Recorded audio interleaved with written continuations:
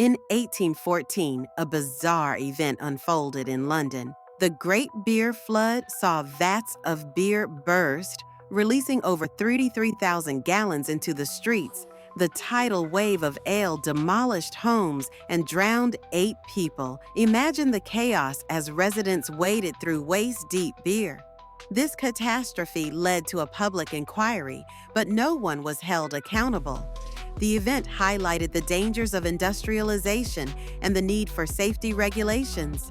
Today, it serves as a reminder of how quickly things can spiral out of control.